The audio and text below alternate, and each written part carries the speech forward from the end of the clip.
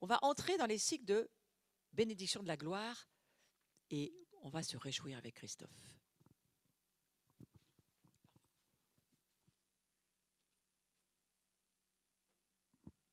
Je regardais, mais ça bouge bien.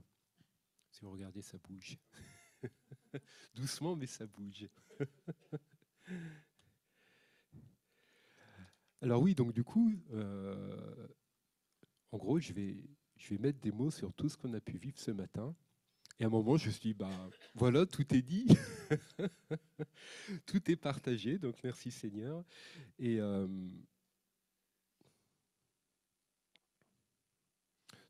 non, c'est parce que je regarde là, ça.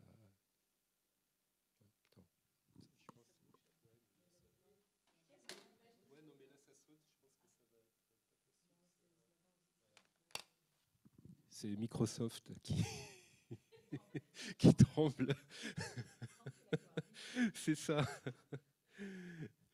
Donc, ce que j'avais à cœur de partager ce matin, c'est dans la continuité de ce qu'on a vécu à la Maison de Jean. Et Dieu fait, il n'y a jamais de hasard avec Dieu. Et je l'ai tiré d'un enseignement qui a été fait en fait la semaine dernière à Glory of Zion, donc par Robert Edler. Et quand Dieu parle, il parle.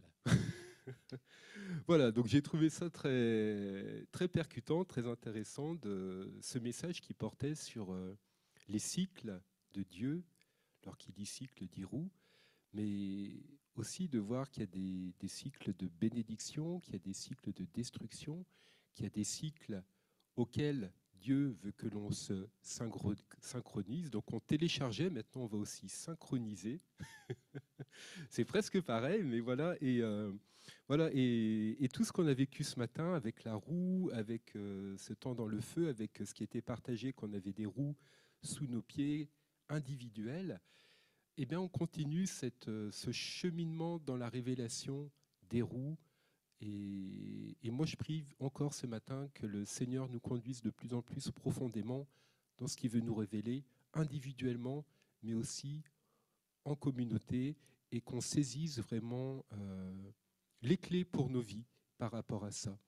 Alors on sait tous que Dieu, il nous aime, que c'est un Père qui nous aime, qu'il a des projets de bonheur, de bénédiction pour chacun d'entre nous, et qui nous a créés avant la fondation du monde pour qu'on rentre dans une destinée qui nous est propre. On a une destinée qu'il a voulu pour chacun de nous. Alors peut-être qu'on la connaît, peut-être qu'on est en attente de savoir là où Dieu veut nous emmener. Mais comme il l'écrit, comme il nous le dit dans Jérémie, il a des plans de bonheur et pas de malheur pour nous donner un avenir et une espérance.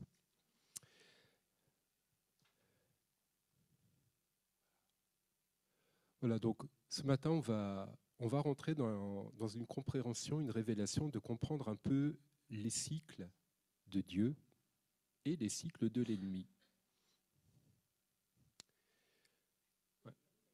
Ouais. Alors, qu'est-ce qu'un cycle? Alors, je suis allé chercher un petit peu dans le dictionnaire parce qu'on a mal nommé les choses, on rajoute au malheur du monde. Donc, un cycle, c'est une suite de phénomènes qui se renouvellent sans arrêt dans un ordre immuable. C'est-à-dire, c'est toujours les mêmes qui reviennent, qui reviennent, qui reviennent. C'est quelque chose qui tourne, un cycle, pour nous conduire à une destination. Alors, je suis désolé, mais ça ne ressort pas très bien sur le visuel, donc je vous lirai ce qui est écrit dans les cases. Donc pour nous, pour le monde, pour l'Église, le temps, c'est une grande flèche qui part. Voilà, on aime bien les grandes fresques avec un début et qui nous amène à une destination. Donc pour l'humanité, on va dire en manière générale, le temps, il est linéaire, tout simplement. Et Dieu, par contre, dans cette linéarité du temps, il va mettre des cycles, puisque lui, il ne raisonne pas tout à fait comme nous. Dieu n'est pas linéaire. Dieu, il raisonne en cycles. Alors, il y a beaucoup de religions qui utilisent des roues pour définir le temps, on peut penser au bouddhisme ou l'hindouisme où le temps est une roue. Il le représente comme ça, mais Dieu, non, Dieu il ne représente pas en roue. Pour Dieu, c'est un cycle. Et les cycles que Dieu institue, ils nous font partir, on peut dire, d'un niveau bas, et Dieu, il nous emmène de plus en plus haut dans la révélation, de plus en plus haut dans la connaissance de qui il est et de là il veut nous emmener. Il nous fait progresser au travers de ces cycles, dans la sainteté et dans la plénitude de la bénédiction. On progresse dans la sainteté. On peut pas. Enfin. Alors, quelques exemples de cycles dans la parole, pour que ça soit un peu plus clair pour chacun de nous. Il y a ce qui s'est passé à Jéricho. Jéricho, pendant plusieurs jours, ils étaient dans un cycle de foi et d'obéissance. Dieu leur a dit, pendant 6 jours, vous faites le tour de la ville, sans faire de bruit. Le 7e jour, vous faites 7 fois le tour, et vous y allez, vous criez, vous sonnez de la trompette, etc. Le peuple a obéi, et qu'est-ce qui s'est passé? Les murailles sont tombées. Donc c'est leur obéissance qui a libéré la puissance de Dieu et qui a permis cette victoire. Un autre exemple de cycle, c'est de semer et de récolter. Si on ne sème pas beaucoup, on ne récolte pas beaucoup. Si on sème beaucoup, on récolte beaucoup. Mais il y a toujours la notion de planter. La plantation, elle est arrosée, on l'entretient, on la cultive. Elle va produire du fruit, on va la récolter. Et après, on va à nouveau semer, on va à nouveau arroser, entretenir, on va récolter. Et c'est un cycle, en fait, comme les saisons, c'est un cycle qui se répète, mais c'est quelque chose qui est immuable et qui continue.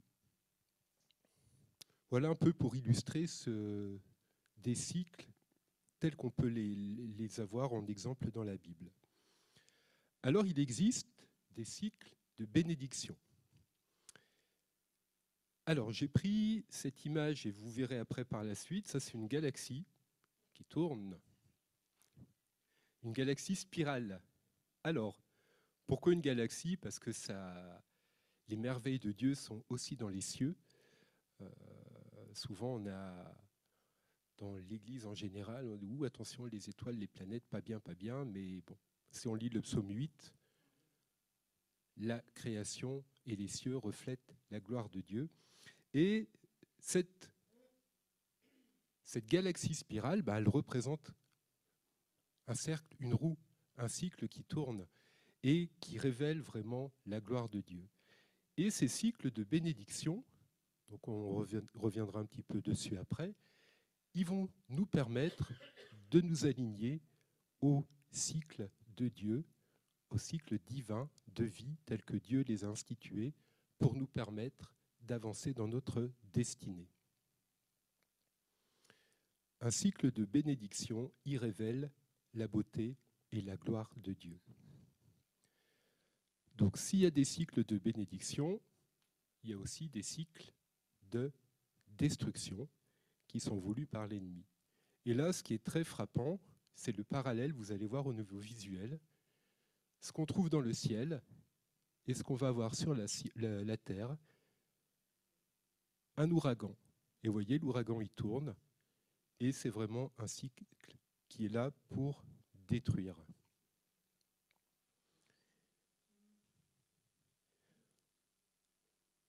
Donc, dans les cycles de destruction, il y en a qui sont évidents. On peut parler de cycles d'addiction, de pauvreté, d'incrédulité, d'infirmité.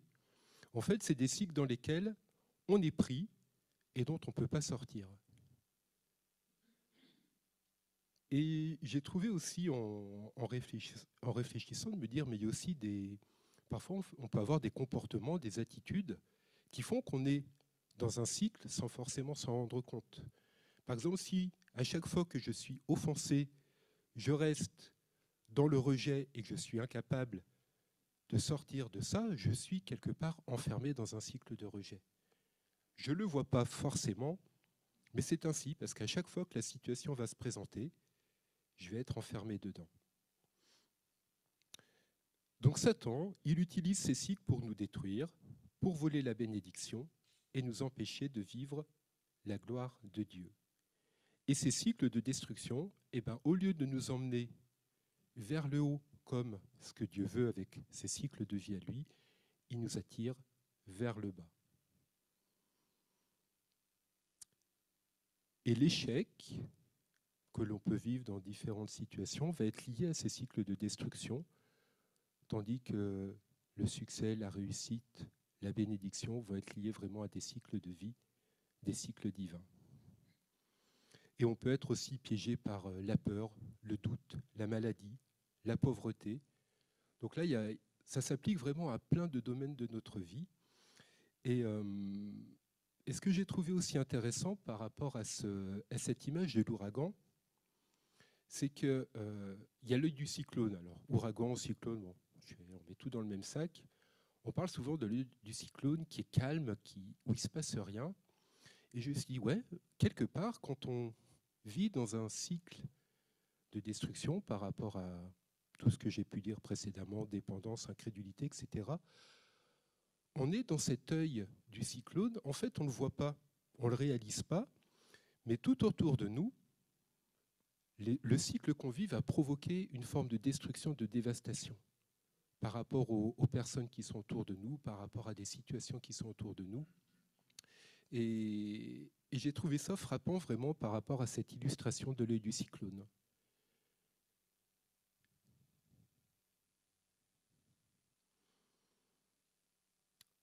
Au temps des juges, si vous avez lu le livre des juges ou si vous vous en rappelez, Israël était dans un cycle qui l'emmenait toujours plus bas.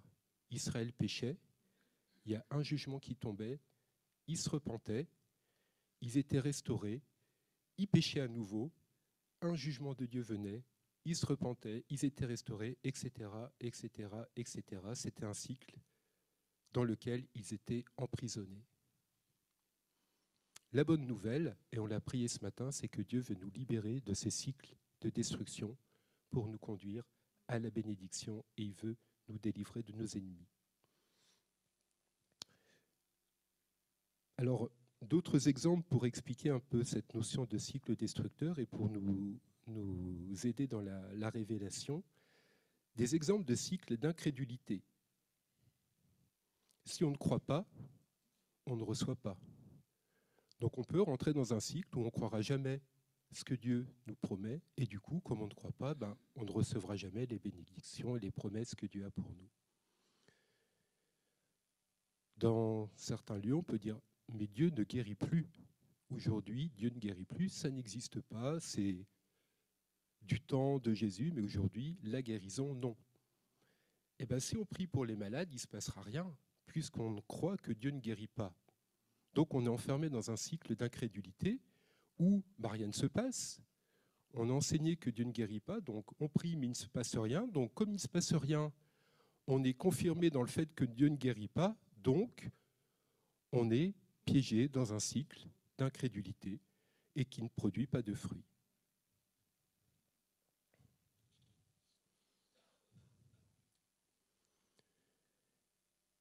Donc il y a un cycle, Dieu a instauré un cycle de vie, un cycle de fêtes bibliques qui est un cycle de bénédiction pour nous aider à avancer dans les révélations qu'il a pour nous et à sortir, à briser tous les cycles de destruction que l'ennemi met dans nos vies.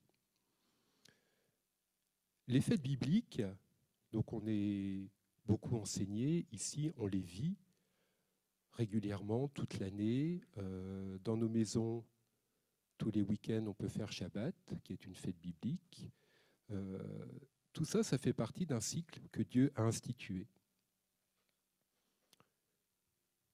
La bonne nouvelle, moi je crois, et j'ai la conviction que ces fêtes, elles sont pour nous, tous. C'est une promesse qui est donnée dans Zacharie qui dit que tous ceux qui resteront de toutes les nations, qui seront venus contre Jérusalem, monteront d'année en année se prosterner devant le roi, l'Éternel des armées, et pour célébrer la fête des tabernacles. Alors ce cycle des fêtes bibliques, on le découvre dans toute la parole, avec Shabbat. Shabbat, la première fête instituée dès la création du monde, pour prendre un jour de repos par semaine et pour se reposer, mais aussi pour jouir et bénéficier des bénédictions de Dieu. Et j'ai appris en préparant ce partage que du temps de la Révolution, ils avaient institué, alors Laurent, tu confirmeras, une semaine de 10 jours. Et à la Révolution française, hein? Bon. Voilà, donc du coup, ils avaient institué une semaine de 10 jours parce que forcément, il ne fallait pas surtout reprendre ce que Dieu avait fait. Donc au lieu de 10 jours, et au bout du 10e jour, tout le monde s'arrêtait de travailler. En fait, c'était... voilà. Et en fait, c'est une catastrophe parce que voilà, c'était pas le bon cycle. Ils avaient dévié du cycle qui avait été institué par Dieu. Oui, il aime bien, oui, oui, oui, ça fait partie, on le lit dans Daniel, qu'il aime bien changer les calendriers. Voilà. Donc Dieu, il restaure quand même en ce moment ses calendriers, ses fêtes. Il y a une fête mensuelle aussi instituée par Dieu où les Juifs, les Hébreux dans l'Ancien Temps, apportaient chaque mois leurs prémices. Ils apportaient l'offrande de leurs prémices, donc Rosh Chodesh. Et chaque début du mois, ils se retrouvaient, ils apportaient leurs prémices, ils passaient un temps à louer Dieu. Ils écoutaient la voix des prophètes qui leur donnaient la direction pour le mois à venir. Et ce qui est intéressant dans ces fêtes mensuelles, c'est que chaque mois, en fait, apporte une révélation pour nous propulser dans notre destinée et pour nous faire grandir. Et d'année en année, Dieu se sert de ce cycle pour nous conduire plus près de lui dans sa gloire. Donc il y a des fêtes hebdomadaires, il y a des fêtes mensuelles, il y a les fêtes annuelles que l'on fête ici depuis plusieurs années déjà. La fête de la Pâque, Pessah, la fête de Shavuot, Pentecôte, la fête des tabernacles, Sukkot, qui va être en octobre, si je ne dis pas de bêtises, début octobre. Hein. Ouais. Donc on vous en dira plus tard. Et ces fêtes bibliques ont été importantes même du temps de Jésus, puisque Jésus a été crucifié à la Pâque, le Saint-Esprit a été envoyé à la Pentecôte, l'Église primitive fêtait ces fêtes bibliques pendant quelques années, jusqu'à ce qu'il y ait une scission qui se fasse entre les racines hébraïques et l'institution de tout le culte qu'on peut connaître aujourd'hui dans certaines églises. Et ce qui est intéressant, alors je vais bouger avec la caméra.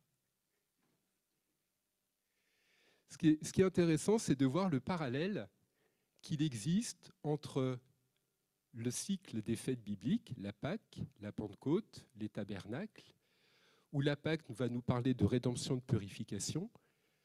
La Pentecôte va nous parler de la provision, puisque Dieu donne le pain, la loi, le Saint-Esprit, et la fête des tabernacles, où là c'est une fête pour la gloire de Dieu, où on est invité à demeurer dans sa présence.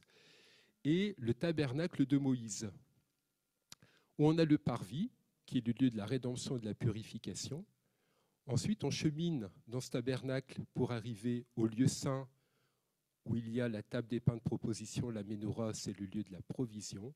Et une fois qu'on a passé le voile, on arrive dans le lieu de la gloire qui est le Saint des Saints, où il y a l'arche.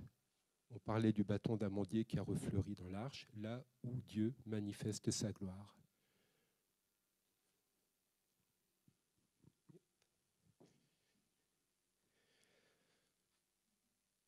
Donc c'est intéressant de voir le parallèle et la similitude en fait entre les deux et de se dire, Seigneur, parle-nous encore, creusons la révélation, montre-nous ce que tu veux nous dire encore dans ce parallèle entre ces fêtes. Et l'importance aussi de ces fêtes, c'est un peu comme si on les comparait, alors la comparaison n'est pas très biblique, mais je vais la faire quand même, à une course de voitures. Si les voitures, pendant la course, ne s'arrêtent pas au stand de ravitaillement, elles ne vont pas finir la course.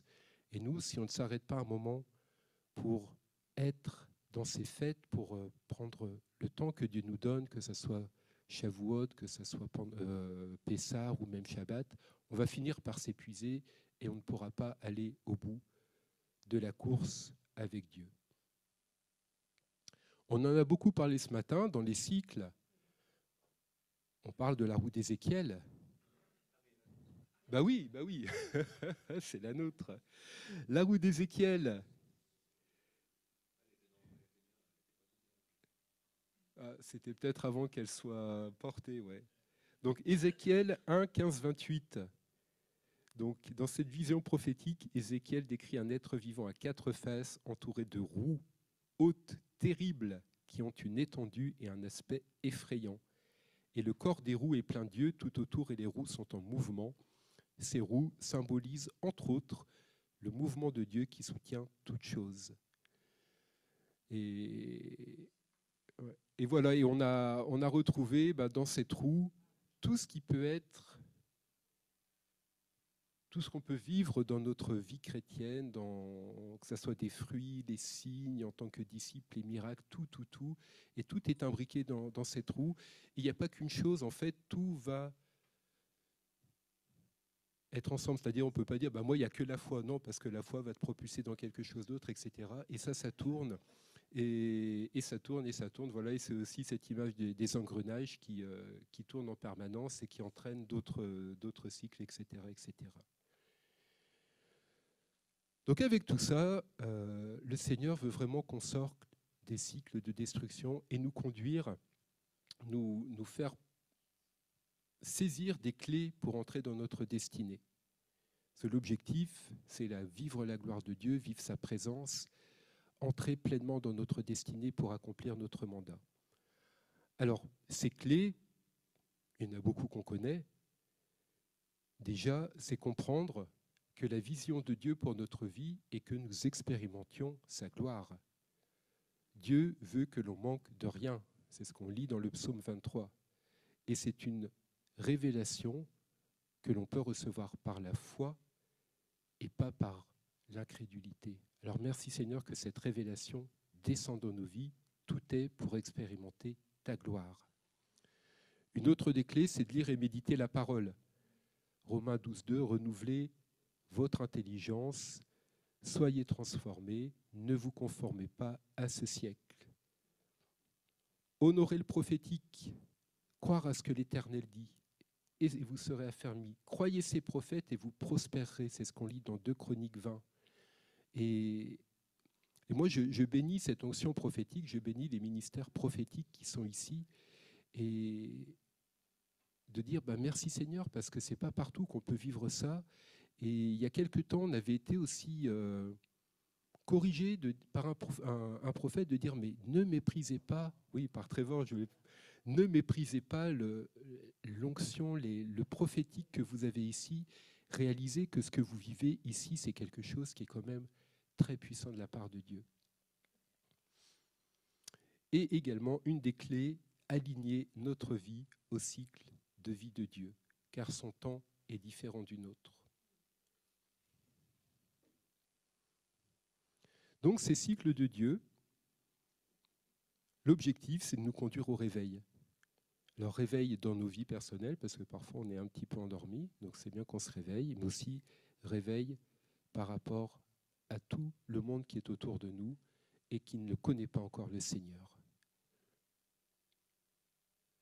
Alors Dieu nous appelle à sortir des cycles de destruction, parce que sinon ça va être compliqué d'expérimenter ce réveil, d'entrer et de demeurer dans les cycles de bénédiction et de nous synchroniser au cycle divin.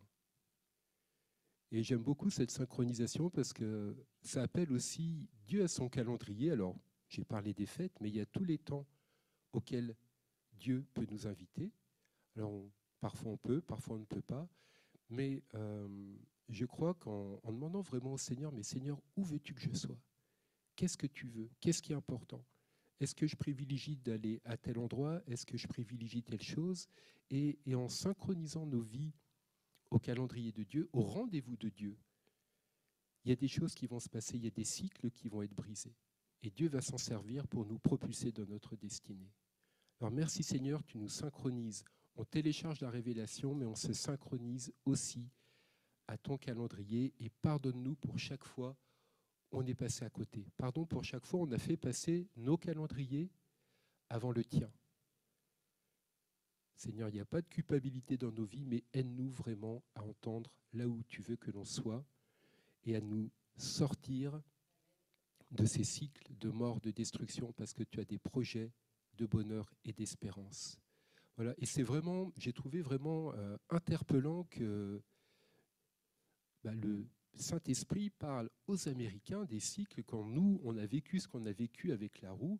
Et en fait, c'est vraiment ce que Dieu dit en ce moment à l'Église. Il nous parle de la roue, il nous parle des cycles.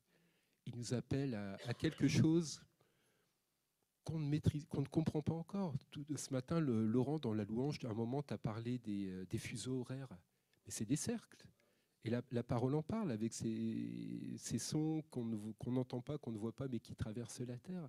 Et merci Seigneur d'entrer de plus en plus dans ces révélations. Merci, tu renouvelles un esprit de foi en chacun de nous.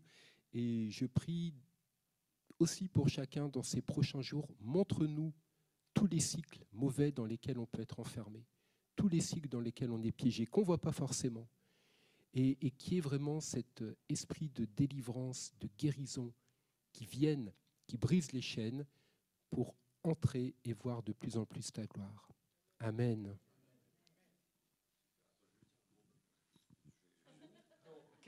Non. C'est pas possible. Non, mais pas longtemps. C'est juste pour vous dire, c'est les vacances qui vont commencer à Saint-Étienne. Si vous n'avez jamais visité le musée d'art et d'industrie, c'est le prof d'histoire qui cause. Allez-y, il y a une super collection de cycles. Tout l'étage, le rez-de-chaussée du musée d'art et d'industrie, c'est sur les cycles. Saint-Étienne, ça a été la capitale du cycle pendant très longtemps, notamment avec les vélos. Vous avez Mercier et d'autres fabricants très très connus. Il y a énormément de vélos, mais il y a pas mal de choses à voir. Et j'en profite, l'étage du dessus, si ça vous interpelle, c'est toute la rubannerie. L'étage du dessus, c'est la rubannerie. Et après, si jamais vous avez le courage de monter le 3e étage, il y a toute la collection d'armes. Et ça vous expliquerait aussi pourquoi Saint-Étienne, ça nous parle. Je pense qu'on a longtemps été sur les armes spirituelles, sur le combat spirituel. On est très très au point ici. Le cycle, c'est nouveau. On ne connaît pas trop. Les rubans, ça fait des années quand même qu'on fait des bannières. On a un bâton, il est là. Ce qu'on appelle un brigadier au théâtre, c'est un bâton pour faire les 12 coups. Bon, ça, c'est quelque chose qu'on a fait ici avec un petit peu de nos valeurs. Et puis du ruban que Jojo m'avait donné. Et ça c'était déjà une histoire de ruban. Et on va retrouver, je le pose juste là, mais voilà, ça faut que ça tombe. On va retrouver ça. Donc si vous avez un peu de temps cet été, pour ceux qui le connaissent bien, il y a peut-être des nouvelles collections, je ne sais pas, mais si vous ne l'avez jamais fait, allez y faire un saut. C'est un beau parallèle avec ce qu'on peut voir, ce qu'on peut vivre en ce moment. Et je pense que Dieu va vous parler au travers peut-être de 2-3 choses. Alors je ne vous dis pas d'aller au musée de la mine parce que vous pouvez aller amener la lumière dans les ténèbres, c'est bien, mais c'est moins parlant au niveau de ce qu'on vit là en ce moment, avec justement ah oui, alors, le premier dimanche du mois, c'est ouvert au public, voilà, donc allez-y, n'hésitez pas.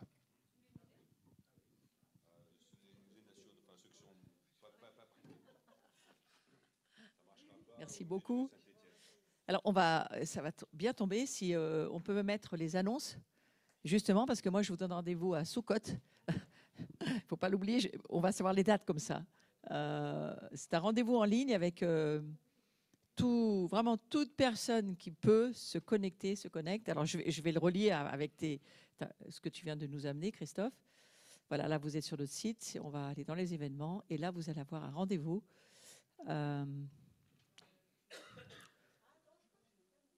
Soukhot, ça m'étonne. Il n'y est pas? Ah, d'accord, c'est octobre. Hein. C'est pas dans tous les événements, tu penses pas? Non? Bon, c'est pas grave. Vous l'avez sur le Facebook. Hein. Mais donc, on a un rendez-vous. Alors, nous, on l'a mis sur le cours que je donne le jeudi. C'est une annonce. Voilà, c'est très bien. Mercredi 16 octobre, voilà. C'est vraiment la soirée de Soukhot. C'est important dans ces fameuses révélations. Alors, il faut savoir que chaque fête, c'est une caractéristique de Jésus. Hein. En fait, c'est ça, les fêtes. Hein.